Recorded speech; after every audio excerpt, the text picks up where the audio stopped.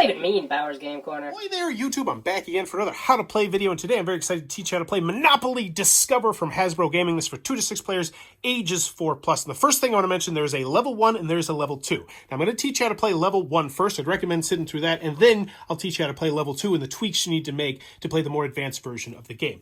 Now, the first thing you need to do when you're setting up level 1 is make sure that each player has $10 and make sure they are all white $1 bills. Also, each player is going to pick whichever character they would like. They get the cool little piece, place it on go right here, get the card to help you remember which of the characters you are. Then you're going to get 12 of these double-sided tokens that will have your images on it. Once every player has those, you can take the rest and you can put them back into the box. You will not be needing them. Likewise, also these. Next, you're going to shuffle up the purple-backed cards and put them onto the board. You will not need the green-backed cards or the amusement park deeds in this version of the game, so you can just set those off to the side. I'd also recommend not playing with the $5 bills as well and just sticking with the $1 bills if you have younger kids. Now, to start off the game, the youngest player is going to go first, and then whoever is next will be the player to the left, and then to the left it will always go clockwise around the board. But on your turn, what you're going to do, it's really quite simple. You're always going to roll the dice, and you're going to move that many number of spaces. So we would go 1, 2, and we landed on the pizza. Now, if no one has purchased it, then you pay the amount of money that's listed on the bottom to the bank, which will be managed by whichever player you think is the most responsible. They can be the banker. And then you place an ownership token on that spot. It doesn't really matter if you use green or purple, but I think they want you to use purple because it's the purple game mode.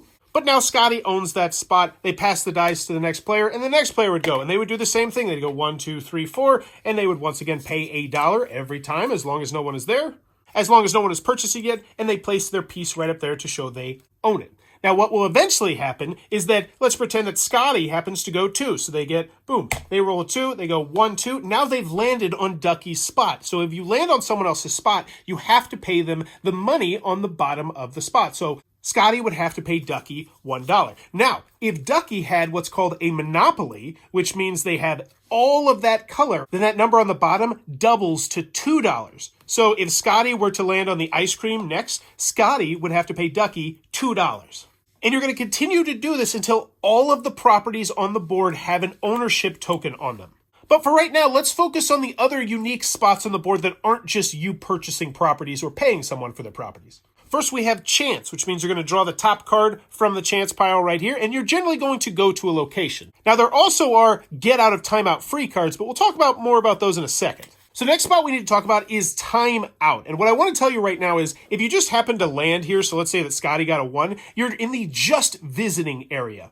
You're not actually in timeout. We'll talk about how you get into timeout in a second. Next, if you land on free parking, nothing happens. It's just your turn is over. Now, the last 2 spots we have to talk about are go to timeout and go, and we're going to talk about them at the same time. So if you land on go to timeout, that means that you immediately move your character all the way to in timeout right down here. Typically, when you land on or pass the go spot right here, you collect $2. However, when you go to timeout, you don't get that $2. Now, what timeout means is that on your next turn, you either have to discard your get out of timeout free card, and you just put it off to the side, or pay $1 to the bank, and then you may roll the die. Now, one last rule that I want to talk about before we get into the scoring is that if you ever can't pay for anything, so if you ever land on someone's property and you can't pay them, instead of paying them, you just say something really nice about that person. Also, if you're in timeout and you can't get out because you don't have $1 and you don't have a get out of timeout free card, sing your favorite song and then you can get out of timeout and roll the die. But eventually the game will end once all the properties have been bought. At this point, you're going to total up to see who has the most properties. Whoever has the most properties will be the winner of the game. If there's a tie, then you count up the money, and whoever has the most money wins the game. And if there's still a tie, then share the victory, you both rock. But now we're going to flip over the board, and we're going to talk about level 2. So let's talk about what you're going to do different in level 2. First and foremost, you're going to be using these green back cards. You can put the purple ones back into the box. You won't need them at all. Also, you're going to want to get all the property cards, and I'd recommend putting them kind of in order by the color they have. Set those off to the side. You're going to need those in this version of the game. Last, instead of starting with just 10 $1 bills, you'll get 10 $1 bills and a $5 bill. Also, the pink 5s are now back on the table. So the youngest player is still going to go first, and they're still going to roll the die and then go that many number of spaces. And when you land on a spot, as long as no one owns it, you're still going to pay for it. You pay the cost on the bottom. Now, what's different is the cost on the bottom rises as you go around the board, so the amusement park is going to cost way more than the ice cream shop. Another difference is that once you have purchased it and you put your token on there, you're now going to gain the matching property card. So I now own the ice cream shop. And this card will tell me how much money I get from rent when another player lands on my property, and also how much rent you'll get when you have a color set, aka Monopoly, aka you own both the properties of the same color. The main difference this game also has is that this game ends when someone goes bankrupt, aka they have to pay money and they don't have any money to pay.